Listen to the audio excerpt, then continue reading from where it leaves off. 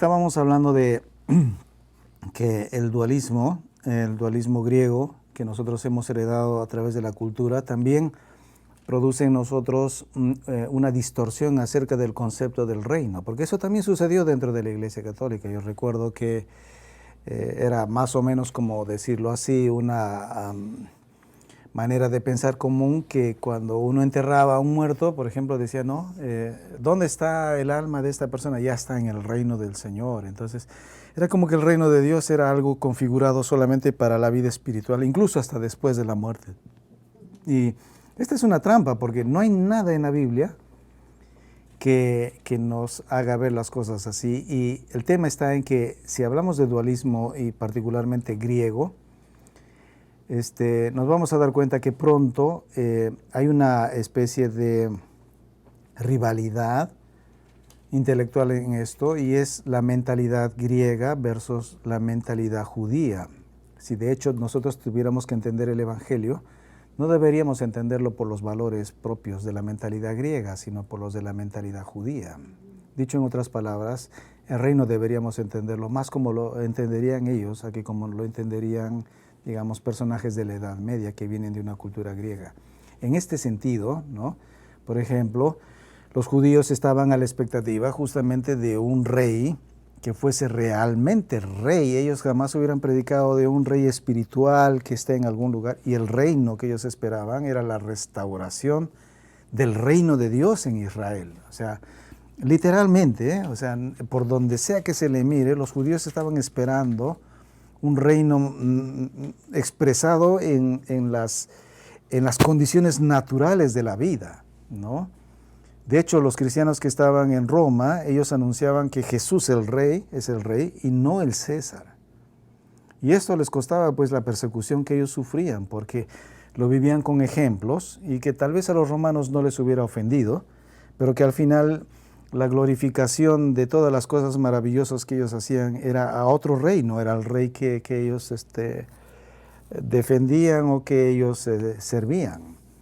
De hecho, esta mentalidad judía versus la mentalidad griega nos puede enseñar muchísimas cosas, ¿no? Por ejemplo, la Biblia dice que Jesús es el rey del universo. O sea, su ministerio es la restauración de todas las cosas en el universo. O sea, realmente hay que tomarse mucho tiempo y hay que mirarlo con todo detenimiento para entender esto en todos los términos, no solo de la vida espiritual, sino también de la vida natural. Es decir, Jesús en nuestras vidas significa la restauración, por ejemplo, de las familias, significa la restauración de los matrimonios, significa la restauración de nuestra relación con nuestros hijos, la restauración de nuestros negocios, de nuestra vida natural, de nuestro trabajo, obviamente, ¿no?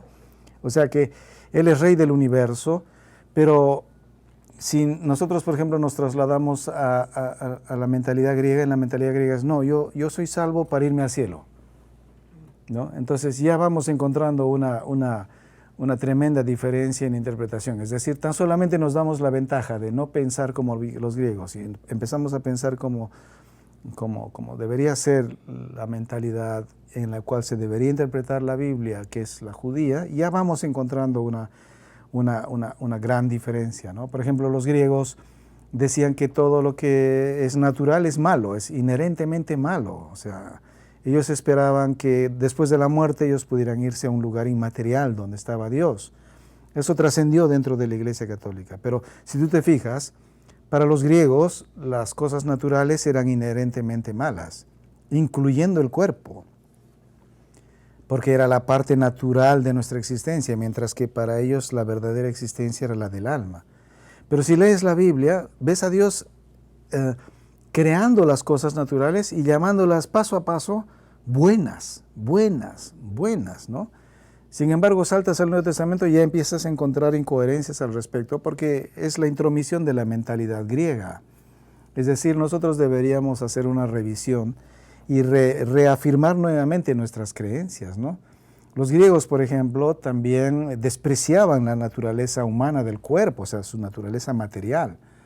De hecho, su esperanza era abandonar este cuerpo para irse nuevamente en forma inmaterial a donde les correspondía ir. Y lo que les costaba entender era que Jesús se hizo hombre. ¿no? Se hizo carne y hueso.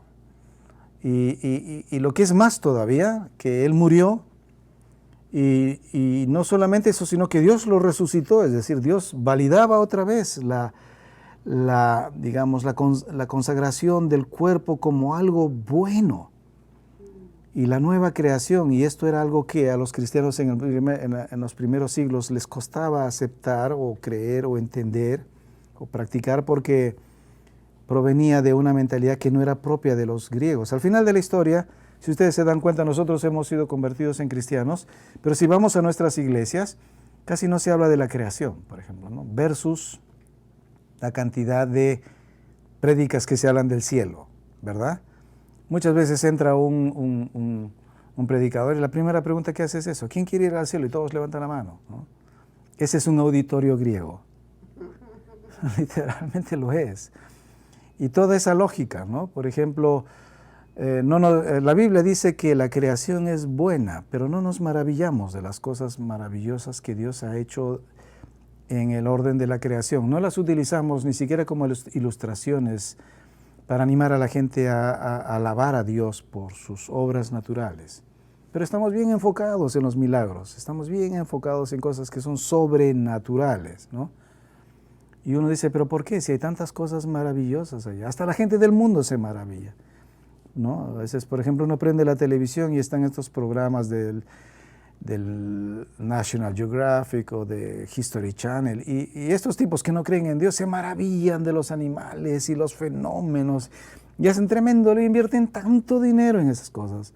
Y los cristianos, ¿no? Hasta nos cuesta leer un libro de ciencia o algo así como si no tuviera importancia. Porque esto viene de esa mentalidad. Pero si ustedes se dan cuenta, por ejemplo, los judíos son renombrados porque son grandes músicos, también porque son grandes científicos. Por ejemplo, la mayoría de los ganadores de premios Nobel de ciencia son judíos. Y uno dice, ¿cómo es que son judíos? ¿Por qué son judíos versus, por ejemplo, evangélicos? Porque los judíos sí empiezan su narrativa, no con narrativas griegas, empiezan su mentalidad con la narrativa del Antiguo Testamento. Vio Dios que todo era bueno. ¿Y cómo traducen ellos bueno? Que es digno de ser estudiado, que hay misterios maravillosos en ellos, que Dios esconde un gran tesoro en la naturaleza, y si yo lo estudio, voy a ser capaz de que Dios me utilice para revelarlo. Y la verdad es que así es. Si uno mira, así es. Son personas que le han heredado tanto al mundo en conocimiento científico, ¿verdad? Yo no sé dónde estaría el mundo si ellos no hubieran venido a este planeta, literalmente. Pero ¿qué es lo que movió su afición por la ciencia? Es justamente esta idea de que la gloria de Dios llena la tierra, ¿no? Entonces, nuevamente, dense cuenta que el reino que la Biblia anuncia, ¿no? Del reino de Jesús tiene que ser entendido como un reino de hoy y de aquí. Es decir, de este mundo físico y de este momento. O sea, no es un reino del más allá, ¿no? Y no es un reino solamente del mundo espiritual, es un reino de ahora, ¿no? Él es el rey de la iglesia, pero también es el rey de mi casa. Si yo remuevo esto y acepto el dualismo, voy a aceptar una mentira, y la mentira produce muerte. Pero si me esfuerzo y aplico la verdad bíblica en mi casa, yo estoy seguro que muchas cosas van a ser transformadas desde allí. Bien,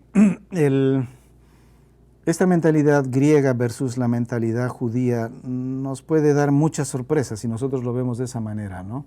Por ejemplo, la Biblia dice que el reino de Jesús va a prevalecer contra las puertas del infierno. Es interesante esto porque nosotros, en cambio, digamos, en una mentalidad evangélica abandonamos ese interés y lo que terminamos diciendo es cosas como, por ejemplo, no, eso no es cierto, es decir, este mundo está condenado, ¿no? Va a ser destruido, así que no hay esperanza para luchar contra los males de este mundo, ¿no? Algunos cristianos ven la corrupción que hay en el mundo como una señal, una buena señal de que ya viene Jesús, ya nos vamos pronto. Así que chicos, no se apuren, no se inquieten, ¿no? Si las cosas se ponen mal, ahí nomás háganse de la vista corta, porque ya eso significa que Jesús viene y ya nos vamos. Eso es increíble, pero la mente opera a veces con una lógica que es en este sentido incomprensible, ¿no?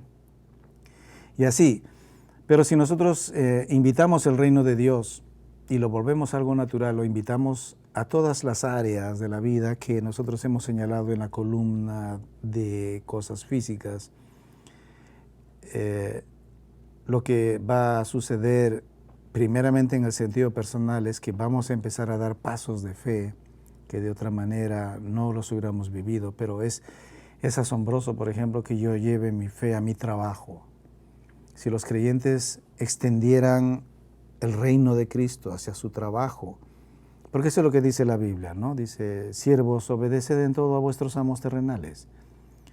No sirviendo al ojo como lo hace alguna gente, sino de corazón sincero, porque a Cristo el Señor servís. Lo que está diciendo la Biblia es que tu trabajo no tiene un jefe, el jefe es Jesús.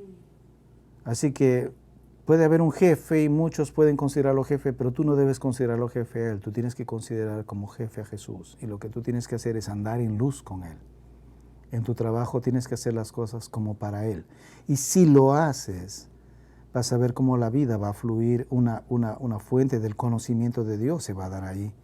Entonces, si sumas la casa más el trabajo, ya estás sumando una gran cantidad de horas que pueden compensar. De hecho, yo te podría decir, ¿qué es más espiritual, la iglesia o la casa? Y la gente debería decir, bueno, pues la verdad no lo sé, porque mira, con mis papás oramos, con mis papás hacemos esto y hacemos aquello. Y la verdad es que en la iglesia no hacemos tanto, para ser honestos. Yo diría que la casa es más espiritual. La gente debería poder decir siquiera cosas de ese tipo, pero no lo hace. O el trabajo. Exactamente, eso es lo que estoy diciendo, ¿ves? Es decir, lo interesante de esto es que si nosotros recuperamos el reino, lo que vamos a recuperar son dos cosas importantes. Uno, nuestra relación personal con Dios, porque ahí empezamos a vivir coram Deo, vivimos delante de Él. Ya no vivimos solamente unas poquitas cosas espirituales, sino que podemos vivir delante de Él en todo.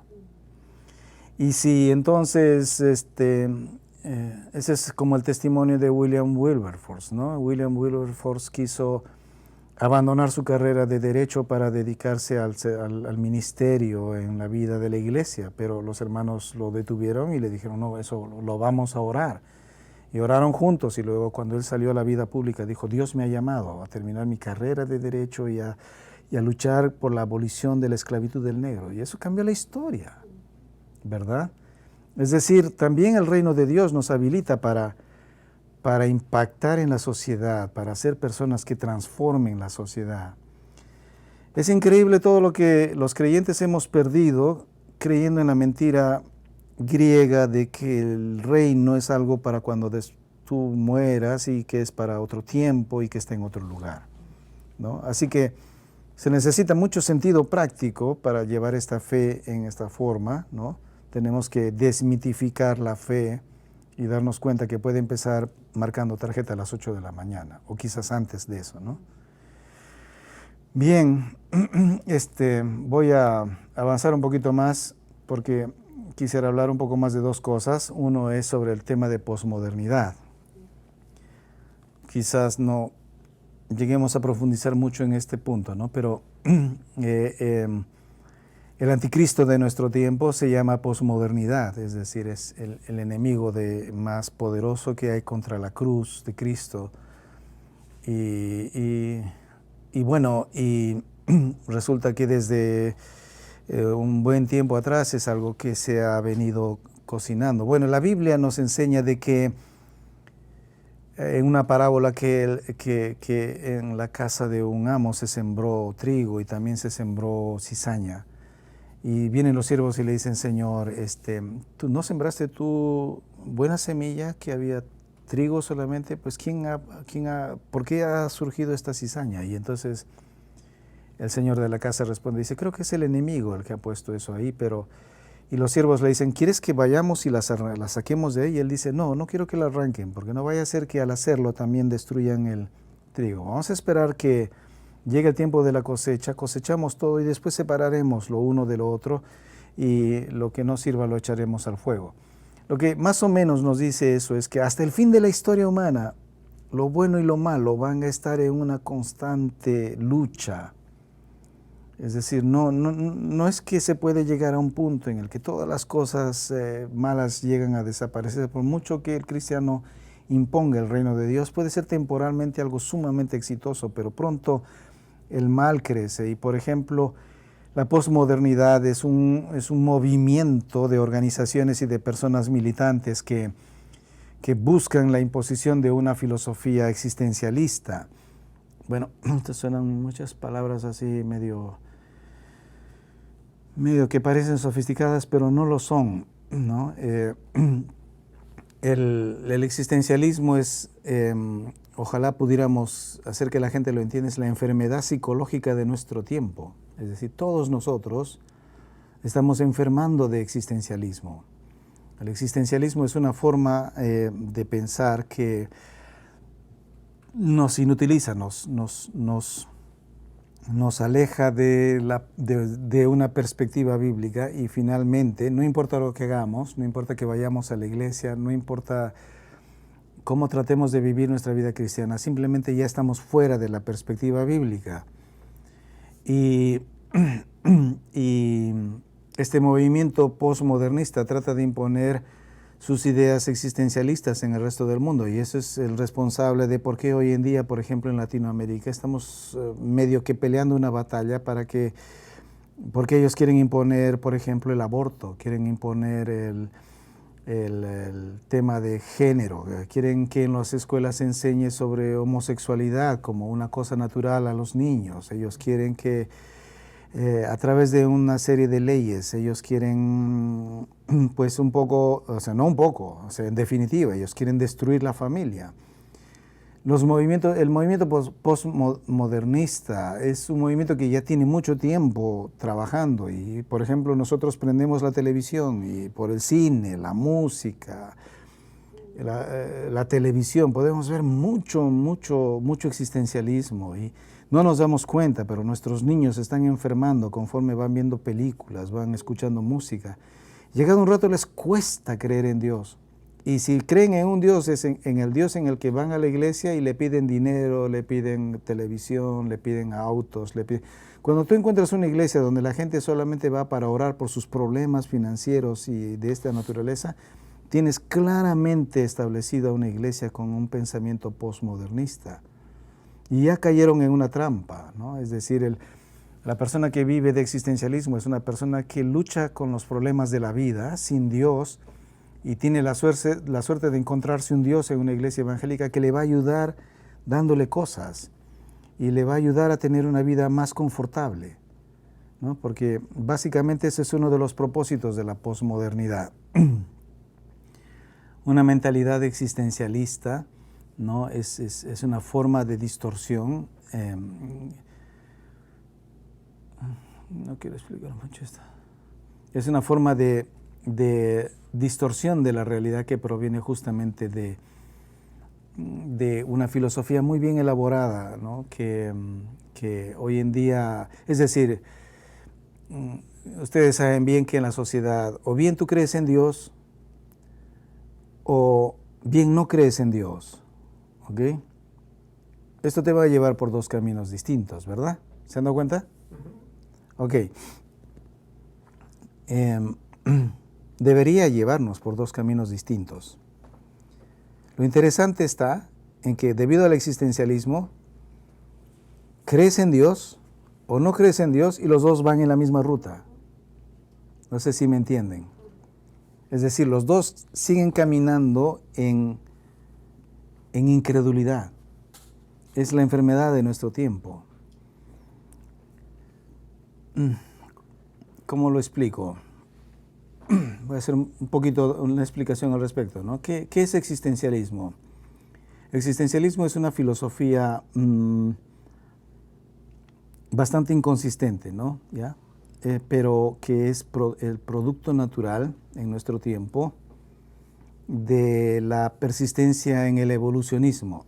Ustedes saben que si decimos que Dios no existe, con la primera cosa que tenemos que salir, que es la siguiente pregunta, si Dios no existe, es, ¿y entonces de dónde sale el hombre? ¿De dónde sale la vida? ¿Verdad? Entonces hay muchas respuestas pseudocientíficas o científicas al respecto, que el Big Bang, que esto, que el otro, en fin. Y como sea que se dé, la única explicación más o menos, no ni sostenible, pero no sé por qué finalmente está allí, la única explicación que nos puede hacer entender por qué el ser humano está presente es porque evolucionó desde células ínfimas que se formaron por la mezcolanza de algunos químicos en algún momento de la prehistoria. El evolucionismo enseña que los seres vivientes van cambiando y este cambio los va llevando a estados superiores, digamos, ¿no? y que les va garantizando su supervivencia, pero poco a poco van desarrollando más habilidades. Y bueno, todos nosotros sabemos que a través del evolucionismo se promueve de que el hombre desciende de un animal parecido al mono, o que el hombre y el mono descienden del mismo animal, o cualquiera de estas cosas. El tema finalmente es que, como sea que lo mires, el ser humano es un animal, ¿verdad? Porque si empiezas con la idea de que Dios no existe y admites de alguna manera que todo esto vino a la existencia de cualquier manera, llegas a concluir que los seres humanos son animales evolucionados. Ahora, aquí hay un problema, ¿no? Aquí hay un problema, es sumamente interesante porque si el hombre es un animal, entonces, ¿qué cosa es su vida? ¿No? ¿Cómo es que él puede vivir? ¿No? ¿Cómo es que puedo yo saber que yo soy Arturo Cuba? Es decir, imagínate que de alguna manera no salimos de la categoría de monos, ¿ok? Por más evolucionados que seamos. ¿Cómo es que ahí hay un mono que no piensa mucho en el zoológico y come bananos, y yo ya no como bananos, sigo siendo un mono, pero empiezo a ver que tengo un documento de identidad que dice soy Arturo Cuba? Los monos que están en el zoológico, uno les puede poner nombres, pero posiblemente ellos no tienen la conciencia de saber que son exactamente ellos a diferenciación de otros, como identidad. No sé si me entienden. Yo sí tengo. Y entonces digo, ¿y qué es esto? Bueno, lo que te explica la teoría de esto es que nosotros somos monos en un tan alto grado de evolución que hemos desarrollado una habilidad maravillosa. Hemos creado la habilidad de producir en los químicos de nuestro cerebro una mente que alucina una existencia. Y por eso viene la palabra existencialismo. Es decir, yo no existo, simplemente alucino que existo. Por eso, no sé si ustedes cuando han oído hablar de filosofía, hay una pregunta filosófica que dice, ¿existo? ¿Han visto? ¿No les pareció ridícula? Dice, ¿cómo es que puede haber una ciencia donde una de las preguntas sea ¿existo? Pero se refiere justamente a esto.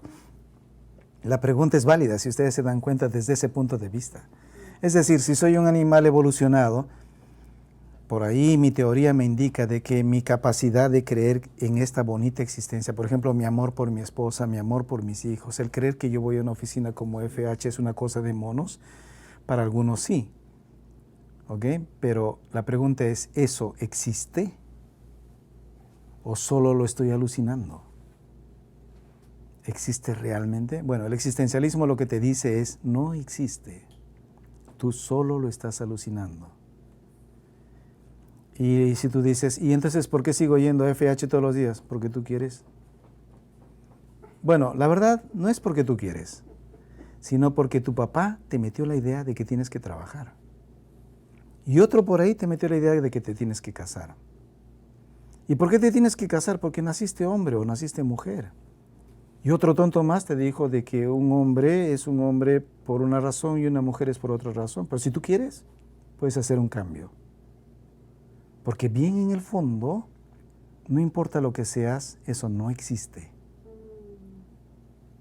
Ahí está el tema de género, ¿no ve? Eso se llama existencialismo. Hay un libro muy bonito que... ¿Por qué esto es tan distinto al cristianismo? Porque el existencialismo es una filosofía que te enseña a que tú escribas el libreto de tu vida, ¿no? Mientras el cristianismo te enseña a que tú vivas el libreto que Dios te da. ¿Ok? Y hay una gran diferencia entre lo uno y lo otro. Y justamente hay un libro que se llama El Universo, bueno, en inglés es The Universe Next Door, ¿no? Que es el universo en la puerta de al lado, el universo del vecino, ¿saber?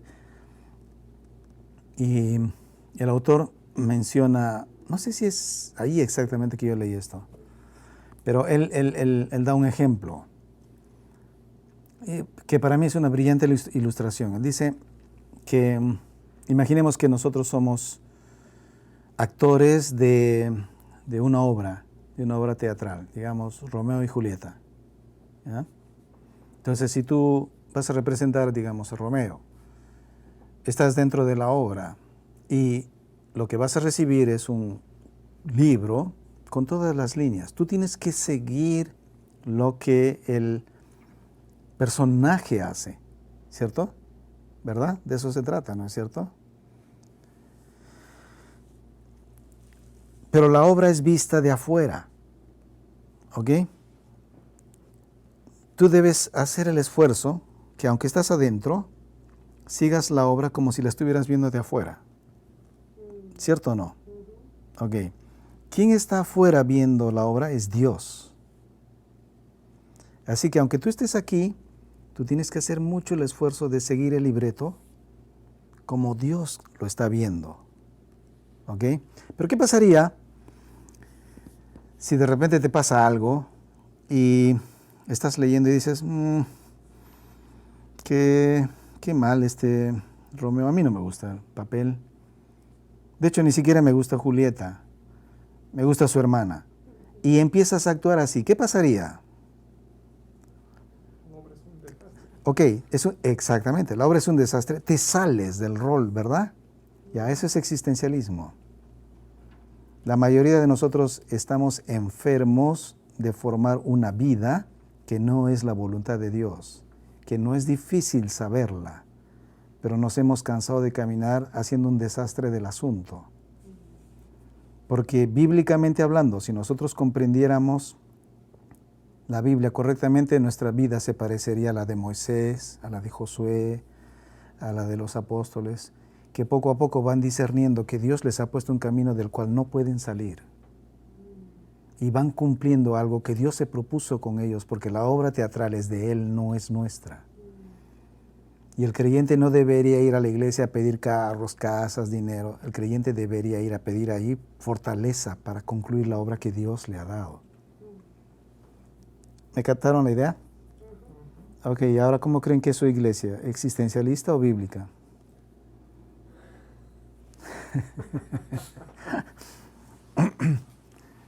Bueno, más o menos por ahí va, pues. El problema está en que... Como tú has dicho, pues ya van los dos Sí, pasando. sí, exacto. Ahora vamos sumando. Si empezamos que la iglesia es dualista y luego que no tiene una noción del reino y encima está enfermando de existencialismo, ¿qué tan lejos crees que estamos de la línea? Te sorprendería. Te sorprendería. Yo a veces me sorprendo, y eso que creo que nosotros los que trabajamos en lo que trabajamos y tenemos más o menos una fe muy parecida y un mismo trasfondo, y creo que es más honesto que muchos. A veces me encuentro con ciertas personas que se llaman cristianas y es bien difícil de creer la forma como piensan y la forma como creen, porque el existencialismo produce hasta un trastorno psicológico en las personas. De hecho, existen iglesias ya para ese tipo de personas. La sociedad está enferma de eso, ¿no? Entonces, pero el problema que ese es el existencialismo como filosofía, pero quienes quieren promoverlo son organizaciones posmodernas, ¿no? La más excelsa de ellos. Si el existencialismo es el anticristo de nuestro tiempo, la bestia es Naciones Unidas. Naciones Unidas va por todo el mundo presionando para que todas las leyes, para que las estructuras estatales, para que todo se trastorne de acuerdo a la filosofía que ellos están llevando. uno de los propósitos fundamentales de Naciones Unidas es la destrucción de la paternidad, como nosotros la conocemos. Es decir, por ejemplo, si yo voy a asumir existencialismo, es decir, si estoy dentro de una cultura existencialista, ¿verdad? Yo necesito la libertad de creer que yo puedo ser lo que yo quiera, ¿verdad? Es decir, el héroe del existencialismo es la persona que lucha incluso contra los factores de la naturaleza por imponer lo que él quiere ser y vence. Esto se nota más claramente en el tema de la homosexualidad. Es decir, yo nací hombre, pero quiero ser una reina de belleza, ¿verdad? Y dependiendo cuán bonito o feo sea, mi camino se va a hacer bien largo mientras voy trabajando contra ese asunto y voy operándome, voy adoptando. Pero eso es existencialismo, es decir, el fin de mi vida es lograr vencer y realizar lo que yo quería. Porque a final de cuentas, nada existe. Suena como la descripción del infierno. Es exactamente eso. Es exactamente eso. Solamente que a ti no te escandaliza tanto, pero tus hijos van a vivir eso. Y tus nietos van a ser así. Ese es un hecho absoluto. Si se lo hubieras dicho a un padre de familia a principios del siglo XX en Europa, no te hubiera creído. Pero si vas a Europa ahorita, es exactamente así. Y dentro de un tiempo no vas a ni reconocer. ¿Me entiende? Por eso digo, mientras nosotros estamos a veces haciendo cosas que no parecen muy relevantes, el mundo sí está corriendo a toda velocidad hacia el posmodernismo, ¿verdad? De hecho, digamos, organizaciones como FH ya no deberían preocuparse de la pobreza y los niños, esas cosas de alguna manera van a estar allí o etcétera. Deberíamos estar trabajando desesperadamente en detener la posmodernidad de nuestros países. Y digamos, en el sentido existencialista, estas organizaciones tratan de allanar el camino, ¿no? Por ejemplo, si tú quieres y dices, bueno, yo quiero realizar mi vida, ¿ok? Entonces se necesita que la persona quiera realizar su existencia, necesita plena libertad para hacerlo, pero hay un problema, que a veces las personas, cuando son niños, antes de que ellos tengan la posibilidad de escoger, y si te has dado cuenta que la palabra elección o escoger es una palabra mágica para ellos, antes de que tú tengas la oportunidad de escoger, ya hay un señor y una señora más viejos que tú que te están diciendo, cuidadito con esto, tú vas a hacer así, tú vas a hacer así. ¿Quiénes son esos señores? ¿Quiénes son? Papá. Son nuestros propios padres. Y si tú revisas, por ejemplo, los próximos proyectos de ley que se van a aprobar en nuestros países, todos hablan sobre la destrucción de la paternidad, de la autoridad de los padres. Todos ellos. Y de hecho en muchos países ya son una cosa, como se dice, real, que está funcionando y está trabajando con. Es decir, uno de los propósitos fundamentales de la posmodernidad es destruir el concepto tradicional de la familia, de modo tal que quienes tienen hijos solo son progenitores, nunca son padres. La palabra padre la están deconstruyendo en todas formas, hasta en los dibujos animados. Por ejemplo, digamos, Los Simpson son un dibujo animado fundamentalmente posmodernista. En la mayoría de los programas de televisión, desde hace buenos años atrás ya hay dibujos animados, todo. Los papás siempre aparecen como estúpidos. ¿Se han dado cuenta? Es interesante, ¿no? Pero casi en todos los cartoons, en todos los papás parecen estúpidos. Y esa es una de las estrategias de inculcar en el niño la idea de que papá no tiene nada que enseñarme, no debería hacerlo, ¿no? No es el hombre apropiado. Una de las cosas que también, que quizá como último punto, y que también tiene que embobinarse en todas estas ideas, es que tanto cómo se resuelve esto, Dios ya lo había diseñado desde el principio, y es que el cristianismo viene asociado a una de las tradiciones más poderosas que pueden transformar la tierra, pero nuestro cristianismo del tiempo moderno la ha perdido totalmente. Y es que la gran comisión, el mandato que el Señor Jesús dio a sus discípulos es que vayan y hagan discípulos. Es decir, el cristianismo debe extenderse a través del discipulado. ¿no? El discipulado no es un curso bíblico. Yo muchas veces he visto esto como así en una escena, en una iglesia, cuando uno va y dice, curso de discipulado número 3, ¿no? Y que van a hablar del rapto, de esto, del otro. O sea, generalmente seguimos el mismo patrón griego. Sentar a alumnos y poner una pizarra y dar solamente conceptos. Pero si ustedes volvemos otra vez a la figura de los griegos versus los judíos, para los griegos una verdad es un concepto que solamente se capta con la mente, mientras que para el judío una verdad es una experiencia, ¿no? Nunca una verdad es un concepto hasta que no lo puedas vivir. Por ejemplo, al Señor Jesús, ¿te acuerdas que le preguntaron cuáles son los mandamientos? Y él dijo, hay 2 grandes nomás. Dijo, ¿no? Ama a Dios y ama a tu prójimo. Y entonces, ¿no? Con todo tu corazón, con todo tu alma. Y uno de los fariseos le dice, muy bien has respondido, Señor. Es cierto, dice, ¿no? Que amar al prójimo es así, esa. Entonces la siguiente cosa que le dice un maestro judío es, entonces, anda, ve y experiméntalo. Porque ese es el momento en el que tú conoces una verdad. O sea, discipulado es una forma de educación muy tradicional en el cristianismo, una de las grandes tradiciones del cristianismo, donde padres discipulan a sus hijos, entre esposo y esposa se discipulan, y donde entre vecinos se discipulan, donde el discipulado es una actividad que todos ejercen y donde nadie queda exento de ser enseñado en la práctica a experimentar verdades de Dios. El discipulado es tu vida. Exactamente. O sea, el discipulado es una forma de disciplina. O sea, ojo, siempre tienen que encarar disciplina. Una forma de disciplina donde el fruto final es cambiar un paradigma, ¿no? Un paradigma es un pedazo de pensamiento que es muy poderoso, que está en algún lado de tu cerebro. A ver, les voy a dar un ejemplo. A ver, no sé, tal vez no sea un ejemplo. Bueno, mejor no lo hago, no quiero arruinar la grabación.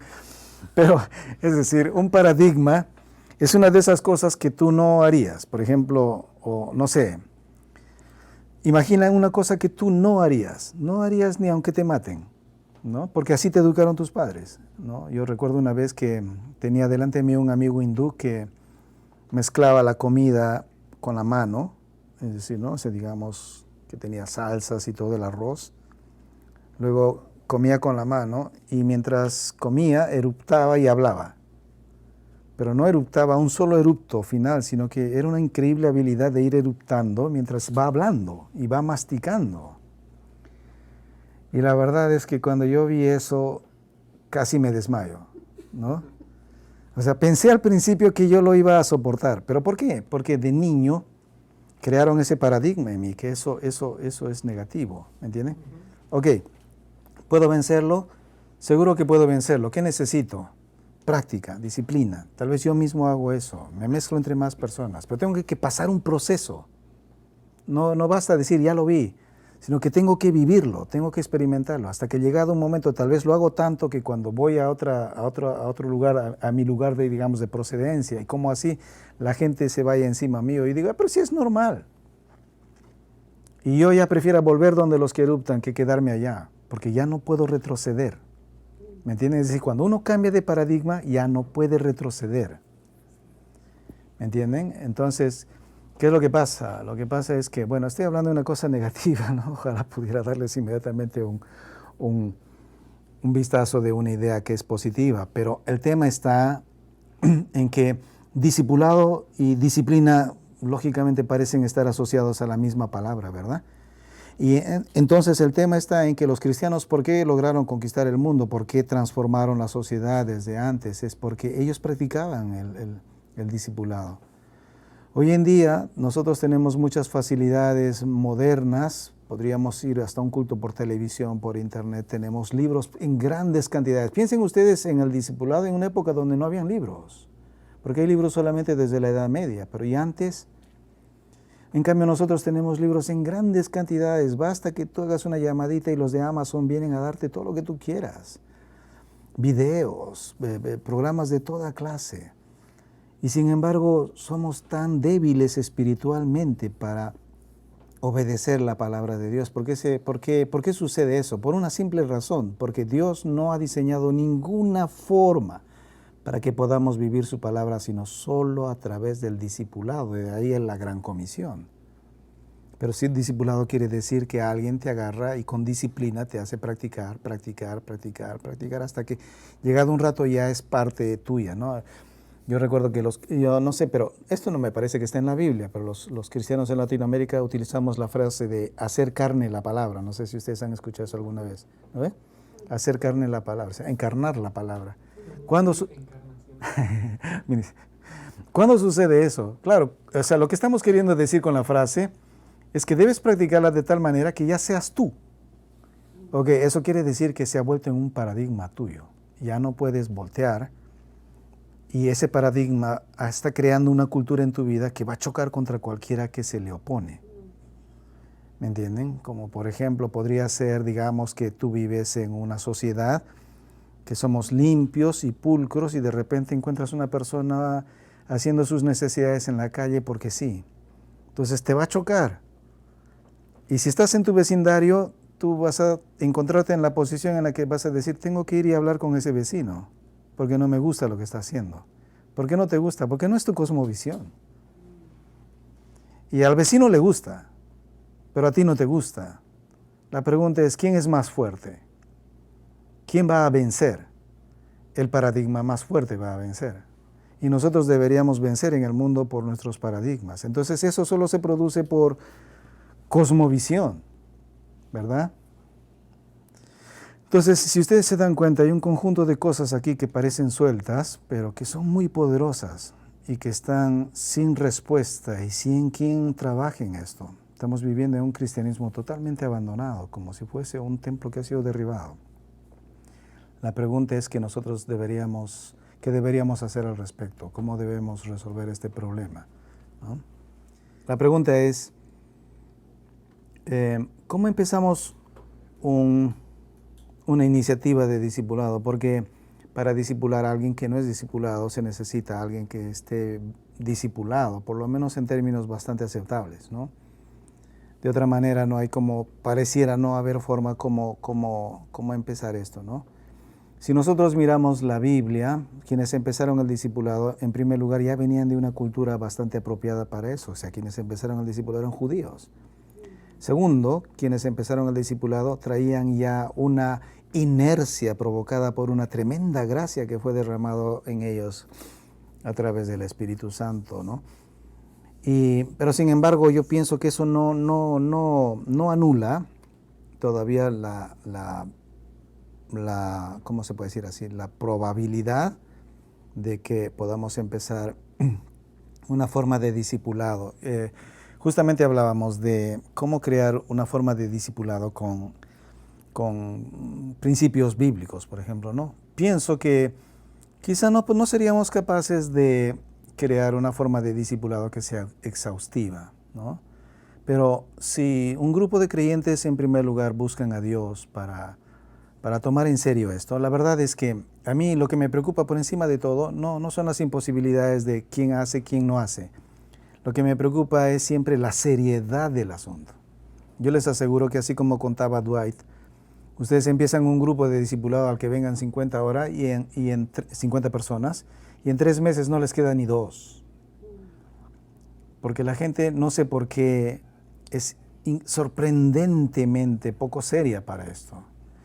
Y yo estaba leyendo este libro de Lectures on Calvinism de Abraham Kuyper, y él decía esto, una de las cosas sorprendentes del movimiento de la Reforma Europea fue su asombrosa seriedad, la seriedad con la que esta gente enfrentaba sus asuntos de fe. Y la verdad es que los cristianos ahora, si tienen un carácter existencialista, claro, seguro que van a venir con mucha expectativa. Hoy mira que va a haber un curso de discipulado, pero luego cuando la gente empiece a pedirles cosas que los incomoda, porque de eso se trata el existencialismo, de que nada me incomode. Ay, no, mira que sabes que tengo mucho trabajo. Discúlpame, que mira que mis hijitos, que todo el mundo se va a salir por el costado. ¿Entienden? Entonces, la primera cosa que yo creo que es bien necesario, y creo que Dios va a utilizar mucho, es que un grupo de creyentes se reúnan y oren juntos y busquen juntos al Señor y purifiquen su compromiso con hacer algo. Porque yo la verdad es que creo que aún en el mundo, gente que quiere hacer cosas malas necesita un nivel muy alto de compromiso. No creo que alguien empiece una guerra o una revolución, o aún los talibanes o aún Osama Bin Laden hayan hecho todo eso en una noche de tragos y de broma. No creo que haya sido así. Son gente que ha dedicado su vida a una cosa, se ha mentalizado en eso. Bueno, nosotros no buscamos que sea por esfuerzo humano, pero yo creo que los creyentes pueden reunirse y pueden buscar al Señor con humildad, y Dios puede poner el fuego que se necesita para que ellos mismos empiecen con ideas y con circunstancias apropiadas a discipularse, y aunque no sea en un 100%, pero en un porcentaje por lo menos aceptable, vayan heredando eso a la siguiente generación, y así, es decir, pienso que bien puede darse en un buen nivel o bien en un nivel progresivo, pero se puede hacer, porque esto es algo que viene de Dios, no es algo que nosotros podemos hacer. Hay buenas ideas, seguro que sí, vamos a tener que utilizarlas, pero creo que es por ahí por donde más o menos comienza la cosa, ¿no? Es un poco parecido a las historias de Bob Moffett cuando empieza con sus seed projects, ¿no? Empiezan un poquito, y que es como una semilla, ¿no? Se planta, pero luego se vuelve un árbol grande. Y uno dice, ¿a qué hora apareció esto? Y luego es un gran proyecto y muchas cosas, ¿verdad? Yo pienso que todo lo que viene de fe es así. Pero depende de que 2 o 3 reunidos en el nombre de Jesús empiecen algo, y ahí ya tienes algo que bien podría cambiar la nación. Dios no necesita una gran multitud, creo yo, ¿no? Es decir, bueno, podemos discutir de muchas cosas, como cosas que se pueden hacer organizacionalmente, administrativamente, con ideas, esto, pero esencialmente es Dios el que lo hace. No es que un día Dios se va a sorprender y decir, vaya, pucha, eso se organizaron finalmente y lo hicieron. Dios no va a hacer eso. Él mismo es el que va a llevar a gente como Nehemías y decir, anda a ver, reúne a esta gente, pero ¿por qué él estaba orando? Estaba buscando su rostro, estaba conectándose con la historia que Dios quería hacer. Y creo que si hablamos de seriedad y de cosas, digamos, simples, creo que no hay mayor cosa que la oración en este caso. No nos va a pedir mucho el que nos reunamos, aunque sea incrédulamente, y oremos juntos y tal vez hasta ayunemos y le pidamos a Dios que lleve esto a un segundo punto, y Él lo va a hacer. Pero si ya tenemos la idea y oramos con la intención, Él va a poner lo que se necesita, ¿no? Su gracia, y luego poco a poco nuestras ideas irán juntándose y construyendo algo mejor. Pero yo creo que es así como comienza. Para ser honestos, yo no sabría bien cómo decirte, cómo darle una respuesta a tu pregunta, ¿no? Pienso que muchas de estas cosas se pueden resolver, pero siempre dentro de los misterios de la voluntad de Dios, cómo se produce algo, ¿no? Yo creo que lo esencial es siempre, en el anhelo de querer hacerlo, pues ponerse delante de Dios. Ahora, pueden haber ideas, ¿no? Pero yo creo que si Dios hace funcionar algo, al final lo que va a hacer funcionar es una plataforma de discipulado, una plataforma de una cultura bíblica que va a atraer a la gente para que la gente se entusiasme, se comprometa y cambie. Que en muchos lugares, por ejemplo, es un avivamiento, ¿no? Puedes ver películas, historias sobre avivamientos y cosas que suceden que nadie hubiera pensado jamás. Bueno, Dios lo hizo, y a partir de eso cosas nuevas sucedieron. Yo creo que o sea, la mente y el corazón son parte de nuestra naturaleza espiritual, y quien las puede cambiar, y de hecho quien quiere hacerlas, es Dios. O sea, pero es una obra que Él hace. Creo que ahí es donde nosotros tenemos que un poquito salirnos de nuestro encuadre institucional y dejar de pensar que todo se puede planificar y todo se puede encontrar como una respuesta lógica, ¿no? Salir de un marco lógico y entrar dentro de este plano donde ya estamos frente a una persona que tiene la autoridad de hacerlo, y simplemente buscamos su voluntad. Señor, hazlo. O sea, no sé cómo, ¿eh? Pero tú puedes ayudarnos. Y si nos reunimos en oración y oramos y ayunamos y buscamos el rostro de Dios, muchas cosas pueden pasar, porque ese es exactamente el punto, ¿no? Ok, yo creo que vale en parte la misma respuesta. hay cosas que nosotros tenemos, o sea, abandonar el existencialismo no es fácil, para serte bien honesto. Vas a descubrir que en muchos sentidos a veces ni siquiera sabes cómo o hasta qué punto y en qué forma estás involucrado, digamos, en existencialismo, ¿no? Si yo te dijera, por ejemplo, alguna cosa como cómo examinar, una cosa que a mí me empezó a llamar mucho la atención en iglesias son la letra de sus canciones, porque recuerdo una vez una hermana que era la encargada de almacenar todas las letras de las canciones y cada vez que iban a cantar una canción ella sacaba y ponía unos. Y entonces empecé a mirar la letra y luego me acerqué a la caja y empecé a leer y me di cuenta que 50 alabanzas no tenían ni pies ni cabeza. Y expresaban puro existencialismo. Bueno, en algún momento de mi vida me di cuenta de eso. Pero antes de eso hasta me gustaba porque la melodía es atractiva y todo lo demás. Toda canción trae más o menos eso, ¿no? Entonces, ¿qué es lo que pasa? Yo creo que esta es una ruta donde tú vas madurando, ¿ok? De principio no vas a poder hacer tal vez una cosa así, pero va a llegar a un punto en que sí. Pero siempre y cuando tú te involucres en no fijarte en el existencialismo, en lo que te tienes que fijar es en el libreto de la obra. ¿Me entiendes? Cuando entiendas bien el libreto de la obra, decís, oye, fulano, ¿por qué estás haciendo eso si eso no está escrito aquí? ¿Me entiendes? Es decir, por ejemplo, cuando hablamos de una educación basada en principios, digamos tipo la ética del desarrollo, por decirte, tomamos el ejemplo del trabajo es sagrado. Ok, yo no lo he vivido, pero me propongo vivirlo. Ok, lo que estoy haciendo al proponerme a vivirlo y hago un compromiso personal con Dios es que estoy dando un paso de fe. ¿Ok? De aquí se va a iniciar un proceso. El primer día no me voy a volver en un amante de mi trabajo y un gran empleado. No va a suceder eso el primer día. Eso va a ir creciendo. ¿Por qué va a ir creciendo? Porque en el tiempo Dios va a ir produciendo conocimiento de Él. Eso es algo que a mí me cuesta hacer que la gente entienda. Es que en los procesos, ¿por qué Dios nos pide que caminemos por estos procesos? Porque en los procesos se produce conocimiento de Él. Es decir, vamos viendo cómo Él obra, cómo responde nuestras oraciones, cómo hace esto, cómo hace el otro. ¿Me entiende? Cómo nos va abriendo una puerta y nos vamos dando cuenta que Él está a cargo. Pero eso nos hace madurar. Y si tú vas haciéndolo en otra cosa, y vas dando pasos de fe en volver al libreto y vivir la vida cristiana, pronto vas a discernir fácilmente aquello que no viene de Dios y que es inconsistente con esa manera de vivir. ¿Me entiendes? Es que tienes que cultivar una nueva mentalidad, no tratar de identificar la otra. Eso, por ejemplo, es, por decirte, nosotros somos un auditorio de personas que hemos tenido un buen nivel de educación. Nosotros podríamos tolerar hasta semanas de una enseñanza sobre existencialismo y todo lo demás. Tenemos la capacidad de hacerlo. Cierto que no nos va a llevar a nada, concretamente hablando en sentido práctico, puede ser que no mucho, pero está bien, la información es buena. Sin embargo, el poder practicar cosas, digamos, como principios bíblicos, es muy importante porque también te vas a encontrar con personas que no pueden tolerar explicaciones como ni siquiera qué es una cosmovisión.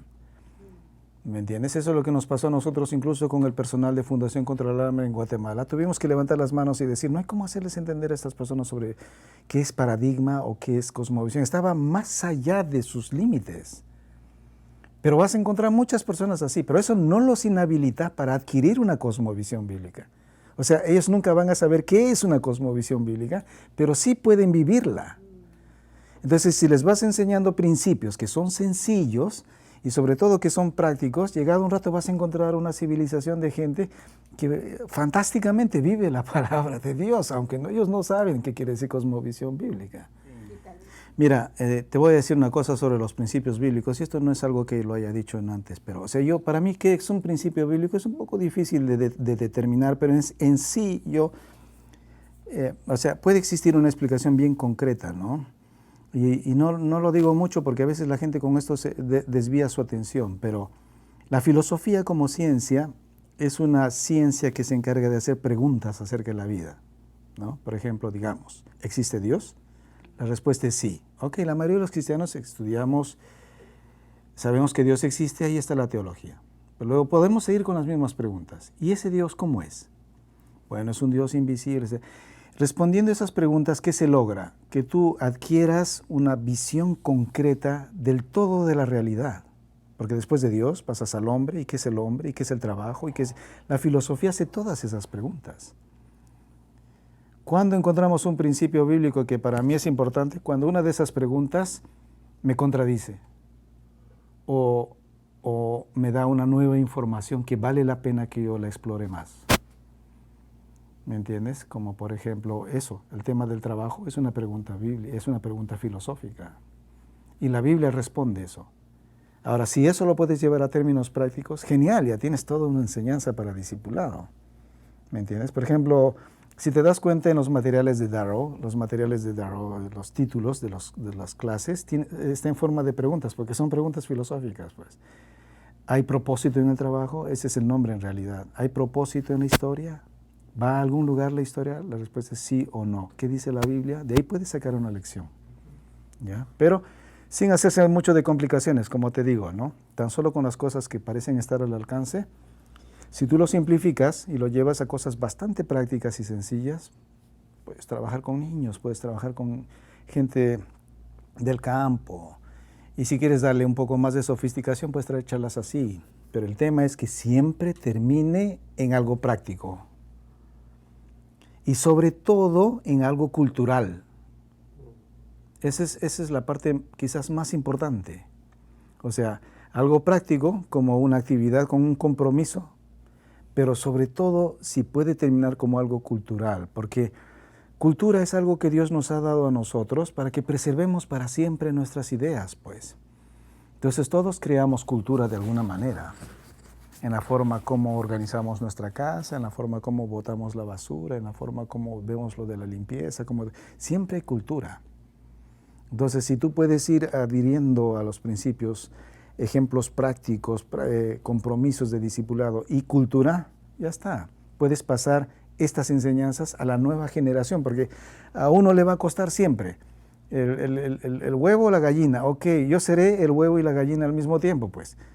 ¿Ya? Y me va a costar romper mis viejos hábitos y hacer cosas nuevas, pero si lo vuelvo cultura, a mis hijos no les va a costar. Mis hijos lo van a vivir con increíble naturalidad. ¿Ves? Y si ellos pueden preservar eso, puedes ver generaciones enteras que hacen cosas bíblicas y ni siquiera saben por qué. Thank you. Okay, you're welcome.